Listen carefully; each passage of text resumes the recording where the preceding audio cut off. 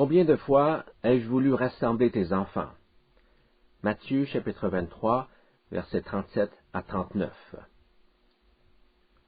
Jésus exprime de manière émouvante son amour pour Israël dans un passage souvent connu par l'appellation « La lamentation du Christ sur Jérusalem ». Lisons ce passage. Matthieu chapitre 23, versets 37 à 39. Sentez ici le cri de douleur qui s'échappe de l'âme de Jésus. Jérusalem, Jérusalem, qui tue les prophètes et qui lapide ceux qui te sont envoyés. Combien de fois ai-je voulu rassembler tes enfants, comme une poule rassemble ses poussins sous ses ailes, et vous ne l'avez pas voulu. Voici, votre maison vous sera laissée déserte, car je vous le dis, vous ne me verrez plus désormais, jusqu'à ce que vous disiez, béni soit celui qui vient au nom du Seigneur. Jérusalem, capitale du peuple choisi et lieu où est érigé le temple de Dieu, était sur le point d'être anéanti. Pourquoi? Parce que Jérusalem était coupable d'avoir persécuté à répétition les messagers de Dieu. Les Juifs ont souvent maltraité et même mis à mort ceux que Dieu avait envoyés pour parler en son nom. Mais en dépit de leur résistance, le Seigneur ne les avait pas abandonnés.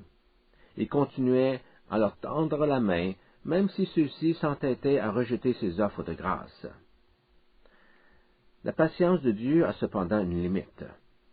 La mesure des iniquités du peuple hébreu était maintenant comble. La colère divine allait fondre sur Jérusalem.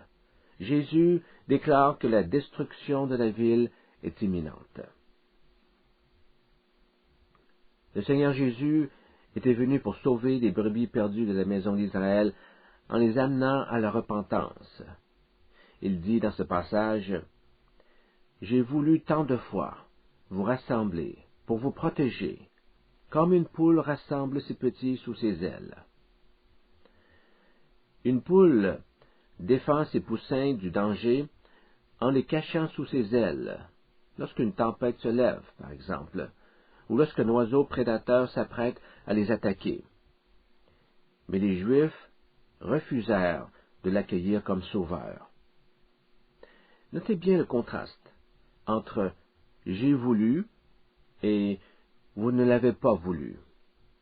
Jésus voulait les sauver, mais ceux-ci ne voulaient pas de sa protection. Pourquoi n'en ont-ils pas voulu? Je voudrais souligner ici le caractère volontaire de notre réponse à l'appel de Dieu. Ce sera le point central de notre leçon. Je vais insister sur le fait que notre engagement envers Dieu est le résultat d'une décision libre et éclairée, et non pas d'une contrainte spirituelle. Cela peut sembler évident, mais comme on le verra bien plus loin, la théologie a parfois tendance à complexifier les choses. Ces poussins dont parle Jésus, s'ils n'avaient pas considéré la poule comme étant leur mère, ils ne se seraient évidemment pas blottis sous ses ailes pour chercher refuge. De la même manière, si nous ne considérons pas Christ comme notre Sauveur et Seigneur, nous ne verrions pas l'intérêt d'aller vers lui. Jésus illustre cela en utilisant le lien qu'un berger établit avec ses brebis en Jean chapitre 10. Les brebis font confiance au berger parce qu'elles reconnaissent sa voix. Elles ne suivront pas la voix d'un inconnu. Jésus dit en Jean chapitre 10, verset 27, « Mes brebis entendent ma voix. Je les connais. » Et réciproquement, elles me connaissent. Et elles me suivent. Et celles qui ne sont pas ces brebis n'entendent pas, c'est-à-dire, elles ne croient pas. Jean chapitre 10, verset 26. Le mot « entendre », akouo, a une double signification en grec. Entendre signifie prêter l'oreille et aussi obéir. Entendre la voix de Jésus ne consiste pas uniquement à percevoir sa voix par le sens de l'ouïe. Il s'agit aussi d'un acte d'obéissance. Vous entendez quand vous obéissez à son message. La brebis qui entend la voix de son maître va la suivre. Prenons maintenant un autre contexte. Si vous ne croyez pas que cette leçon enseigne la parole de Dieu, si vous pensez que cette leçon ne fait que rapporter les opinions personnelles d'un être humain, vous ne serez probablement pas trop enclin à y donner suite. Pourquoi devrais-je l'écouter? Auriez-vous tendance à penser. Mon opinion est tout aussi bonne que la sienne. Mais si vous acquérez la conviction que le message présente un caractère de vérité et qu'il porte l'empreinte de Dieu, alors vous aurez à réagir. Devrais-je répondre à ce message d'amour? Devrais-je répondre au fait que Dieu est le Créateur du ciel et de la terre et qu'il est aussi mon Rédempteur? Dieu exerce sur nous son autorité à titre de Créateur et de Rédempteur. Et pourtant, il ne nous l'impose pas de quelque manière que ce soit. Nous pouvons accepter ou refuser son autorité en toute liberté. En d'autres mots, nous avons la possibilité de dire non à Dieu.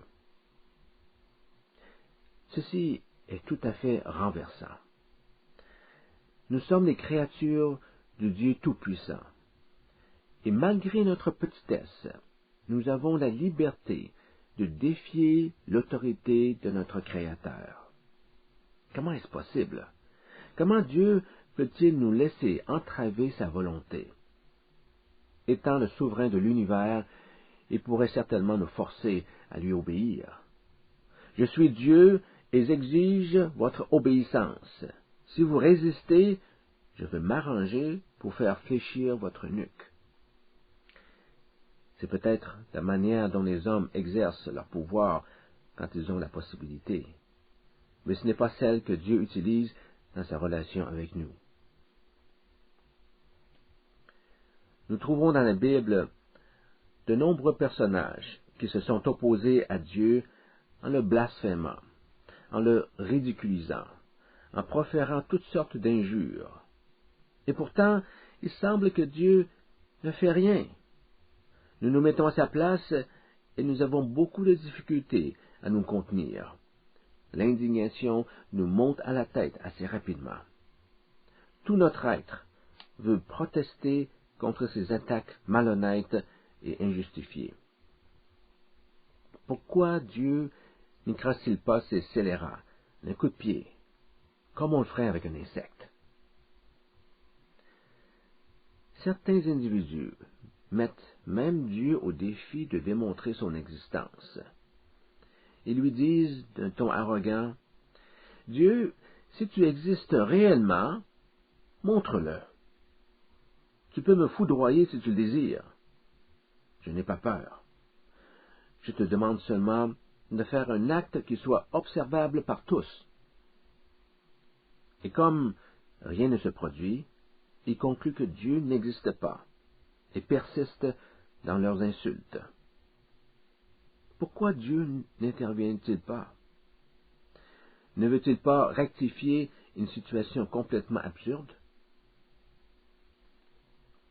Jésus prêcha intensément aux Juifs. Il les a prévenus du jugement qui les attendait s'ils ne se détournaient pas du péché. Mais ils ne l'ont pas écouté. À la fin, on lui cracha au visage, on le fouetta, on le crucifia.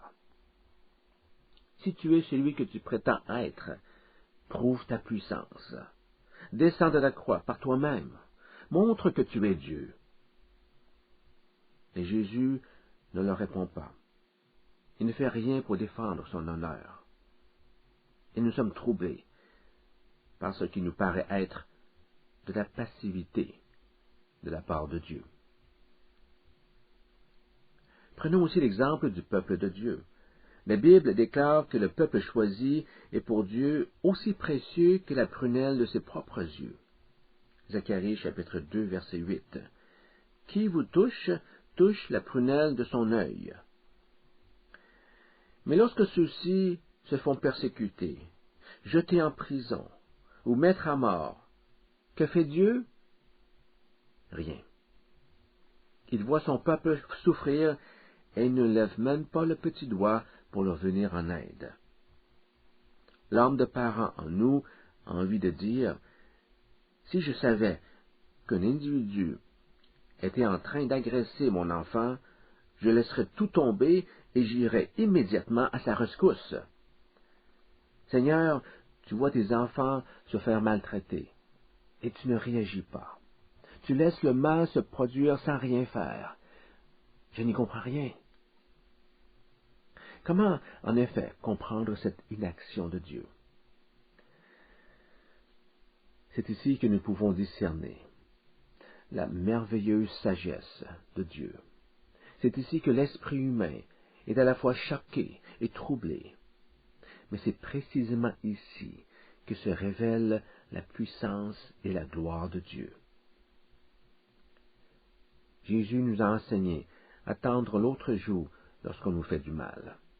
Comment pourrait-il tout à coup aller à l'encontre de son propre enseignement et décider d'éliminer toute personne qui l'insulte?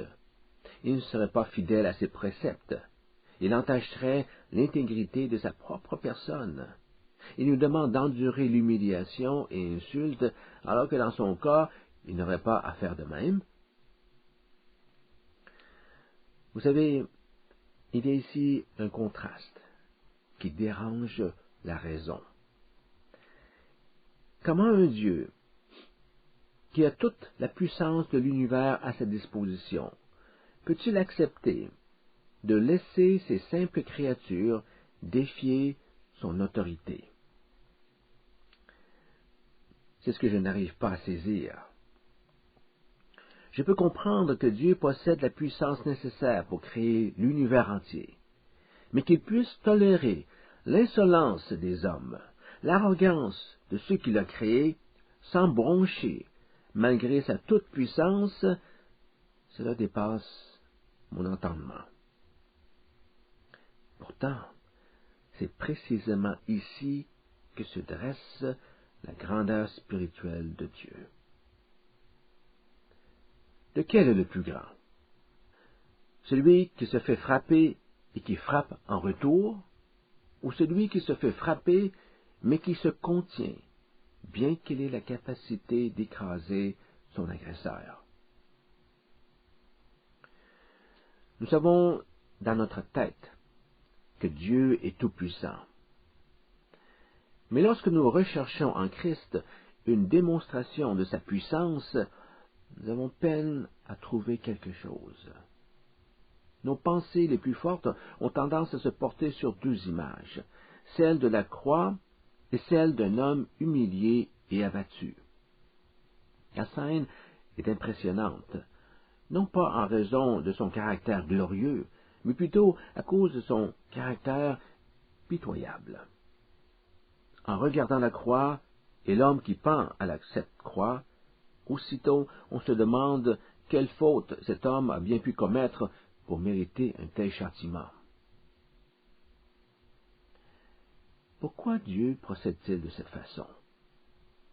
Il serait si simple pour lui d'utiliser une petite partie de sa puissance et impressionner ainsi le monde en sa faveur. Si Dieu montrait sa puissance aujourd'hui, il est certain que le monde entier croirait instantanément en lui. Tous se prosterneraient au sol dans un acte de soumission. Mais Dieu ne veut pas faire cela. Il ne désire pas faire étalage de sa puissance. Il ne veut pas nécessairement montrer sa gloire. Il préfère laisser voir sa faiblesse. En 2 Corinthiens, chapitre 13, verset 4, Paul dit de Jésus, car il a été crucifié dans la faiblesse. Il paraissait faible lorsqu'il fut cloué à la croix. Christ, le Seigneur des Seigneurs, est entré dans ce monde comme un petit et fragile bébé. Il a vécu comme un simple homme. Il a fini sa vie en étant condamné à mort comme un criminel, comme un agneau que l'on mène à la boucherie sans qu'il résiste. Dans la perspective humaine, c'est ce qu'on retient le plus de son séjour sur terre, sa faiblesse. Si Dieu imposait sa puissance sur nous, il n'y a pas de doute que tout le monde serait convaincu de son existence. Mais cette croyance ne serait pas basée sur de bonnes raisons. Le problème que Dieu avait, si on peut appeler ça un problème, est le suivant. Comment le Créateur de l'univers pouvait-il obtenir des hommes une allégeance qui ne soit pas le résultat de la peur ou de la contrainte? Comment peut-il s'assurer que notre loyauté à son égard soit totalement sincère et qu'elle repose sur une perception limpide de la vérité? Vous voyez pourquoi j'ai dit que la sagesse de Dieu nous étonne toujours. Dieu nous invite à croire en lui et il désire que cette foi soit pure. Pour cela, il élimine toute pression extérieure. Si nous adhérons à la foi en Christ, c'est parce que nous avons reconnu la véracité de son message et que nous l'acceptons librement. Dans un sens, cela met la vérité divine à la merci de la volonté humaine. C'est-à-dire, l'homme a la possibilité d'accepter ou de rejeter le message de Dieu. Il peut lui dire oui, comme il peut lui dire non. En d'autres mots, vous pouvez accepter son autorité. Vous pouvez la refuser aussi. Comment est-ce possible? La Bible n'enseigne pas que Dieu règne souverainement au-dessus de tout pouvoir? Oui, la Bible affirme que Dieu est souverain. Mais cela ne veut pas dire qu'il est un monarque qui exerce un contrôle absolu et qui ne tient pas compte de l'opinion des hommes. Il ne forcera pas sa souveraineté sur vous si vous lui résistez.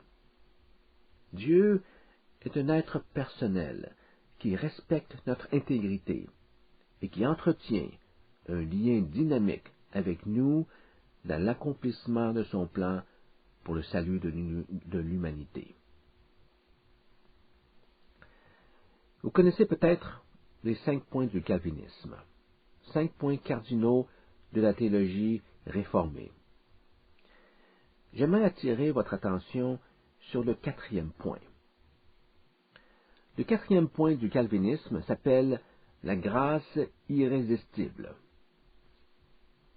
Cette doctrine enseigne que la grâce rédemptrice de Dieu est appliquée efficacement à ceux qu'il est déterminé à sauver et, au moment choisi par Dieu, surmonte leur résistance à obéir à l'appel de l'Évangile, leur apportant la foi dans le Christ. En d'autres mots, Dieu accomplit souverainement ce qu'il a décidé de faire, même dans le salut des pécheurs. Il attire irrésistiblement à lui ceux qu'il a choisis d'avance, sans que leurs désirs personnels soient pris en considération. Cette doctrine place la souveraineté de Dieu au-dessus de la liberté humaine.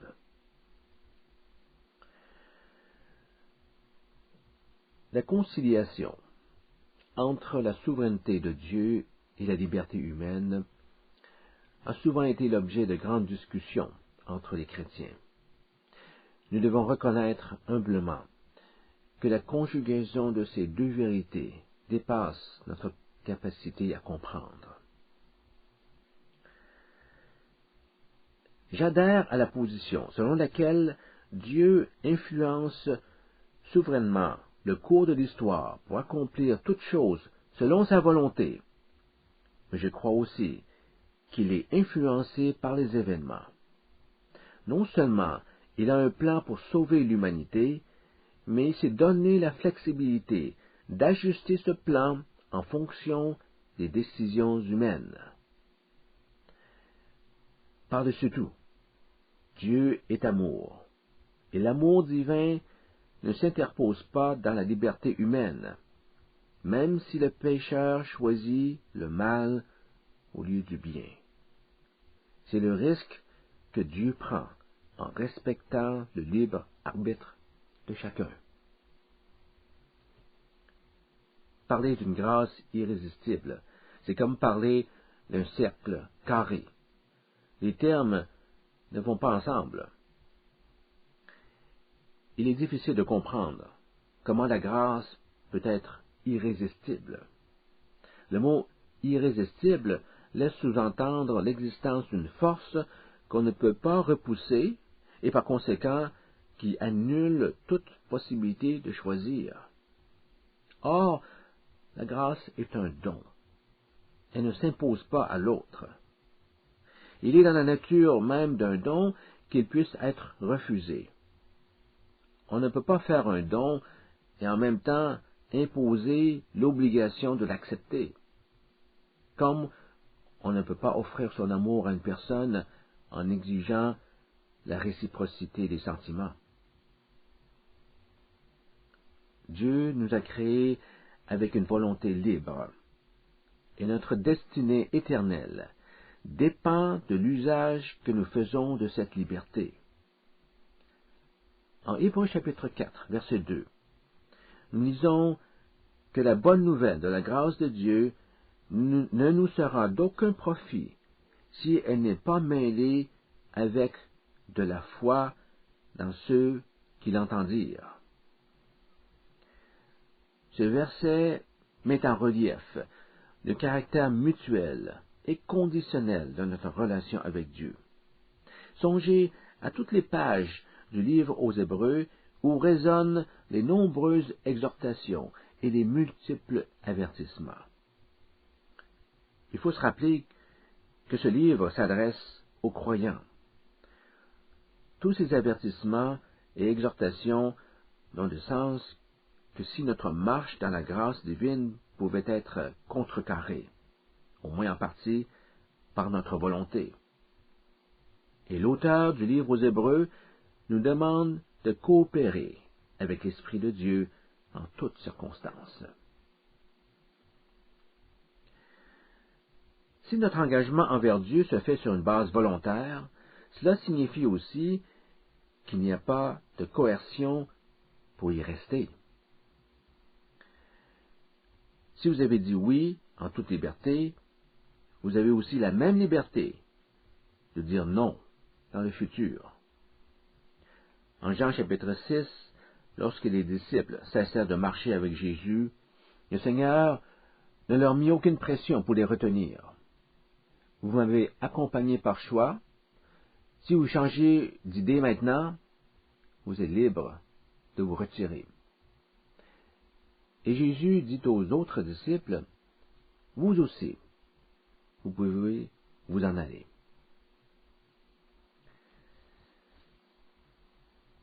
La possibilité de dire non à Dieu correspond à ce que les Écritures appellent le scandale de la croix.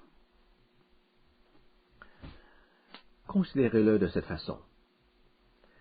Le scandale de la croix se présente par la possibilité pour l'homme de clouer Dieu sur la croix. Non seulement peut-il l'humilier et le rudoyer, l'homme peut aussi le crucifier. Paul dit, « Pourquoi suis-je persécuté par les Juifs et les gentils? Parce que le message de la mort du Christ sur la croix suscite de la résistance. La croix est un scandale pour les Juifs. Elle est un scandale pour les non-Juifs. Elle est un affront à notre raison, car elle montre que le Fils de Dieu, innocent, a pu être crucifié par des hommes pécheurs. Ceci m'amène à discuter de la question du discernement, le discernement de la vérité. Voici un important principe spirituel à retenir. Notre capacité à discerner la vérité est fonction de notre disposition à reconnaître le scandale de la croix. Pour être en mesure de percevoir la vérité, il faut accepter le scandale de la croix. Comment explique-t-on ce principe? De cette façon. Pour les non-chrétiens, Dieu paraît faible. Il ne semble montrer aucun signe de puissance, ni même aucun signe de présence. Mais Dieu manifestera sa puissance à ceux qui, sur la base de leur perception de la vérité, lui portent allégeance. Il révélera sa puissance à ceux qui ont accepté le scandale de la croix. Il est important de se souvenir de ce principe spirituel. Une personne qui ne montre aucun intérêt à prendre la croix ne doit pas s'attendre à voir la puissance de Dieu. Dieu ne manifestera pas sa puissance à ce genre d'individu. Par contre, si vous avez soumis votre vie à son autorité, si vous avez accepté la croix, la puissance de Dieu se présentera devant vous. Vous verrez sa puissance. Un jour, la situation sera fort différente. Un jour, tous verront sa puissance. Regardez ce passage en Luc. Luc chapitre 21, versets 24 à 27. Ils tomberont sous le tranchant de l'épée, et seront amenés captifs parmi toutes les nations, et Jérusalem sera foulée aux pieds par les nations, jusqu'à ce que les temps des nations soient accomplis. Il y aura des signes dans le soleil, dans la lune et dans les étoiles, et sur la terre il y aura de l'angoisse chez les nations qui ne sauront que faire au bruit de la mer et des flots, les hommes rendant l'âme de terreur dans l'attente de ce qui surviendra sur la terre, car les puissances des cieux seront ébranlées. Alors on verra le Fils de l'homme venant sur une nuée avec puissance et une grande gloire. Remarquez la dernière phrase. On verra le Fils de l'homme venant sur une nuée avec puissance et une grande gloire. Voilà le moment tant attendu par les disciples, le retour du Messie dans toute sa gloire. Un jour, à la fin du temps des nations, au retour du Christ, tous verront Jésus dans la plénitude de sa gloire et de sa puissance. Ce qu'il faut retenir ici, c'est que le Seigneur Jésus démontrera sa puissance dans le futur, mais pas dans le temps présent. On pourrait parler du temps présent comme du temps de la faiblesse de Dieu. Il s'agit d'une période de grâce dans laquelle Dieu a choisi de ne pas révéler sa puissance.